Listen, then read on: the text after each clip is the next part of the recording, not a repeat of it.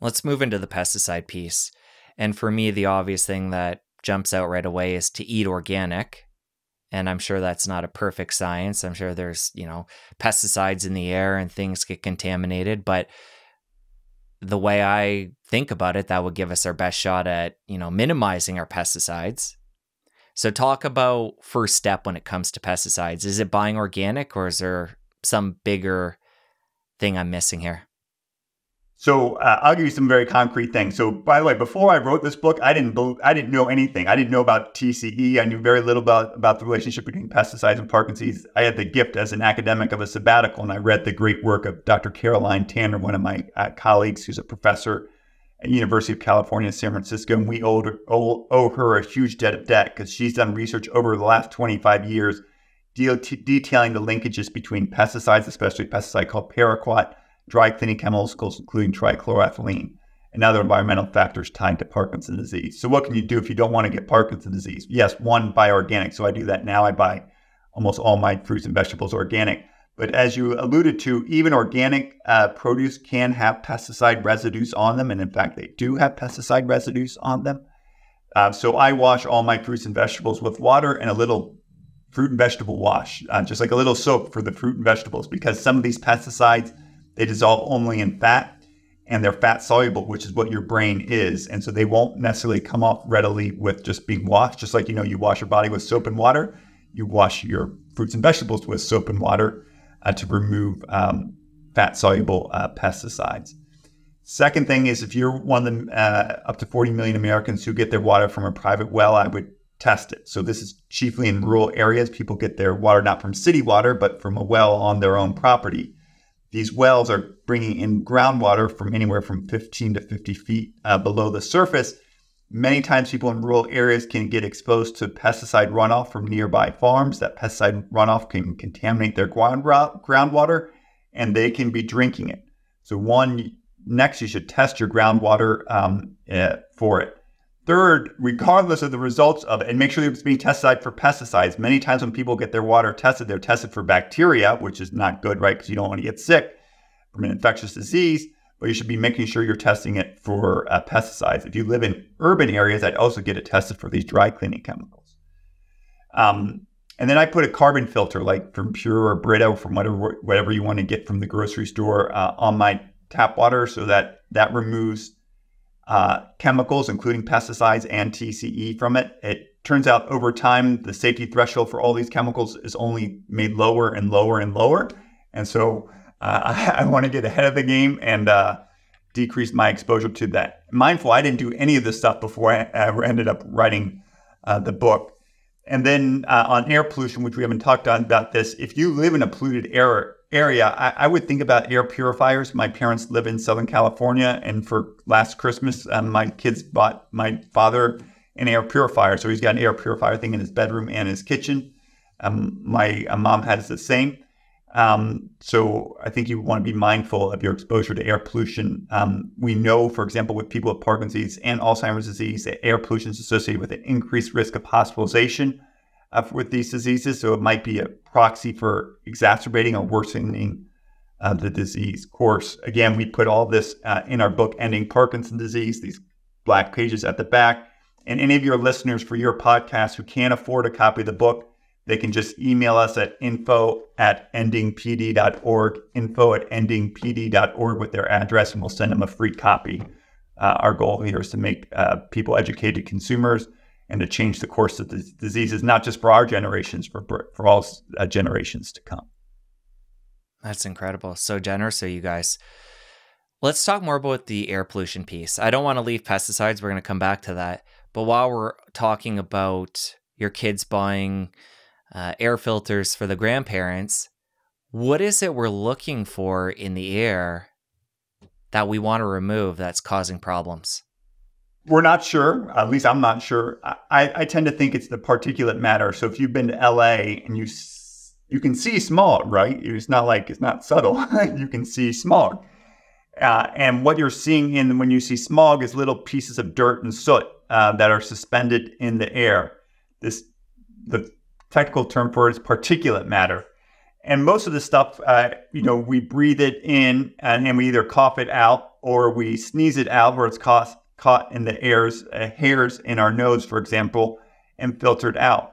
But some of it, really tiny part of it, some of it 1/70th the width of my hair, which is receding, 1/70th the width of my hair, can get into the nerve that's responsible for smell and go backwards into the smell centers of the brain.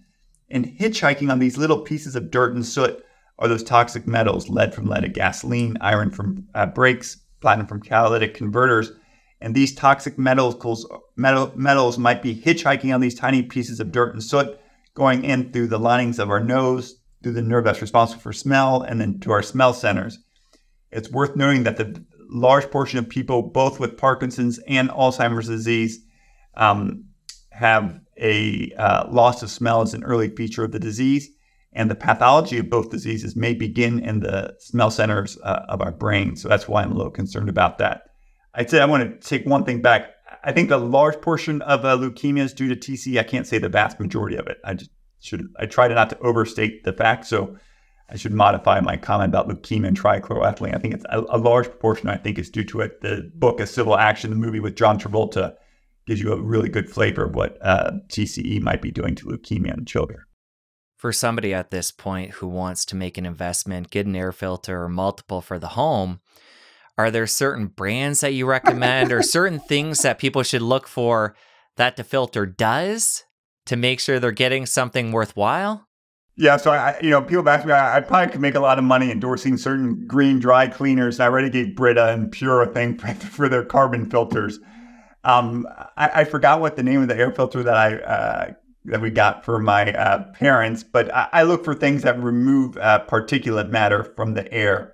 Now, I'm a neurologist. I'm not a toxicologist. I don't have any great knowledge or haven't done in-depth things on which are the best water filters, air filters, and the like. But, if you search, like Best Buy, Consumer Reports and stuff like that, they have recommendations on best air filters. And I really got concerned, in New York City, in June, New York City had the most polluted air in the world.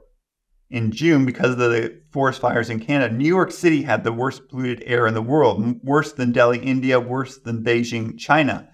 It was so bad, the levels of particulate matter in New York City in June of 2023 were on par with what the London fog was in 1800 when Dr. Parkinson is describing the first major cases of Parkinson's disease.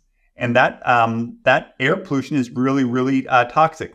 On average, air pollution costs all of us humans about 3 years of life expectancy worldwide. We all live 3 years shorter lives because of air pollution. That's because of its effects on heart disease, on respiratory diseases, on lung cancer, and on stroke. But people really are not paying enough attention to its effects on cognition and on Alzheimer's disease and on Parkinson's disease. And I get really concerned that all these environmental toxicants are exploiting our nose as the front door to our brain. And if we get rid of these toxicants that we're inhaling, we'll live longer, healthier, and more independent lives. I want to come back to pesticides. And when you were talking about them, you mentioned if we're drinking well water, how we can have contamination of that groundwater. And you also mentioned the organic produce and even washing that to be extra cautious and take care of that the best way we can. When it comes to pesticides, the other thing that crosses my mind as you talk about that is proximity to farms. And this relates back to when we were talking about dry cleaners and being in a proximity and the effects that I know before reading your book I wouldn't have thought of when it comes to a dry cleaner, being in proximity to that and the impact it can have on our health.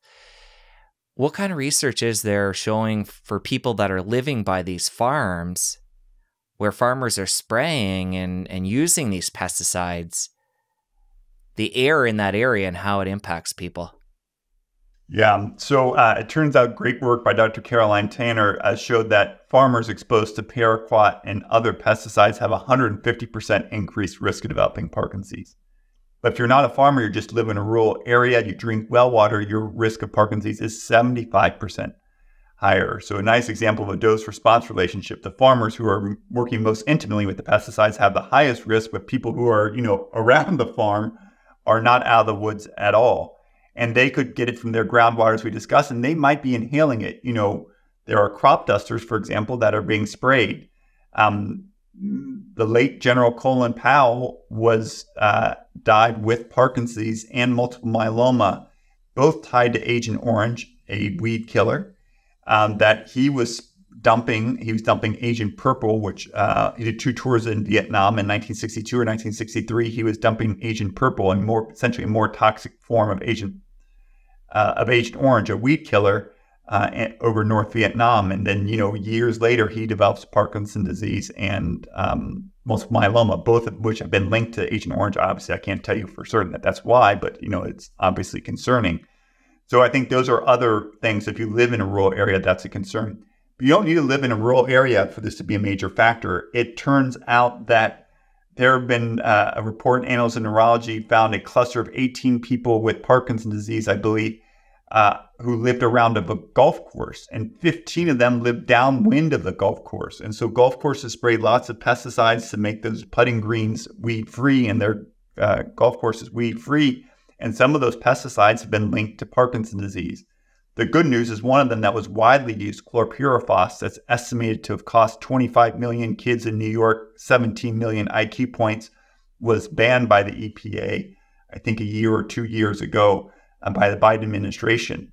And so less likely to get exposed to that particular pesticide. But there are other studies among soccer players, for example, in 3 different countries demonstrating that soccer players who are likely exposed to pesticides on the fields that they're playing on, and obviously head trauma, have a much higher risk of developing ALS or Lou Gehrig's disease. So I don't think you don't, just because you don't live in a rural area doesn't mean you're not getting exposed to pesticides. I think you get exposed to pesticides on golf courses, on sports fields. Many, I think New York State or California have banned the use of pesticides on grass fields for kids at schools. We should be thinking about other common sense measures that we can do to decrease the exposure of our kids to these toxicants that are all around us. And when people talk about pesticides, I would say the most common one that comes up is glyphosate. And you've mentioned paraquat a couple times. You talk about in your book how they use paraquat for things that glyphosate isn't killing. So it's actually even more powerful than that. Yeah, so glyphosate is brand name is Roundup. So paraquat was developed in the 1950s, first commercially used in the United Kingdom, the United States, and in the 1960s. It kills the weeds that Roundup doesn't. It's so toxic that the EPA's own website says that 1 sip can kill. It's been used to commit homicide. It's been used to commit suicide. And over 30 countries, including China, have banned paraquat, but the United States has not. Over 30 countries, including China, have banned a pesticide that the EPA says that 1 sip can kill, but the United States has not. Moreover, not only has the United States not banned a paraquat, but the use of paraquat for the last 5 years, according to the U.S. Geological Survey, for which data are available, has doubled in the United States over the last 5 years.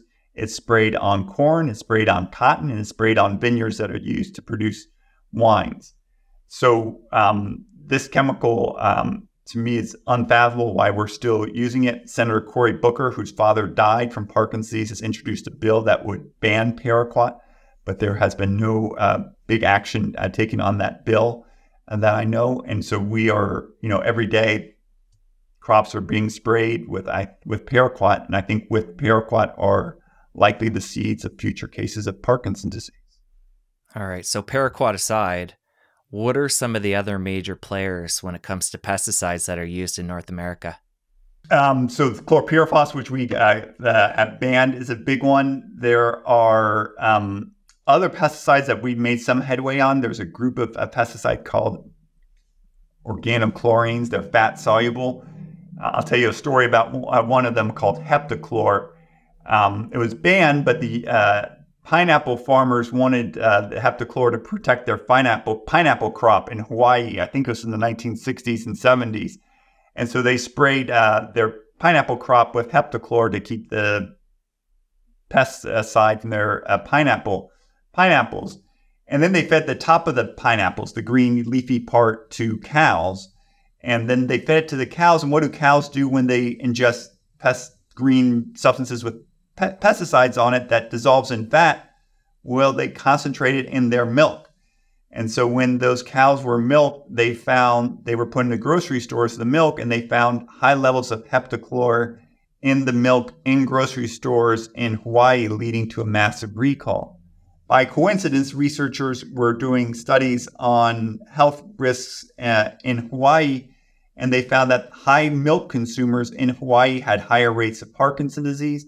And after those individuals died, they looked at their brains. Sure enough, they had loss of those dopamine-producing nerve cells that we know are lost in Parkinson's disease. And they found the shooting gun. They found residues of heptachlor in the brains of individuals with Parkinson's disease with fewer dopamine-producing nerve cells in it. So I think it gives us a lot of concern about the effects of it. And it's worth noting that pesticides, have beneficial effects. They prevented lots of people from getting malaria. And Rachel Carson, when she wrote her book 1962, Silent Spring, which launched the modern environmental movement, she wasn't saying that pesticides are all bad. She was arguing against indiscriminate use of pesticides. Why are we using pesticides from the 1960s? We expect engineers to develop safer cars and safer airplanes over the last 50 years. Why are we expecting chemists to develop safer pesticides? Why are we allowing, as alleged by The Guardian, companies to double down on their blockbuster product and not withdraw paraquat from the market, not introduce safer alternatives to it, but to double down and engage in a campaign of freedom to sell paraquat? And that freedom to sell paraquat is likely contributing to the rise of Parkinson's disease in rural areas, and for all we know, could be contributing to the rise of Parkinson's disease among people who are consuming products laced with paraquat. If you enjoyed that clip, press here for the full episode. I'll see you over there.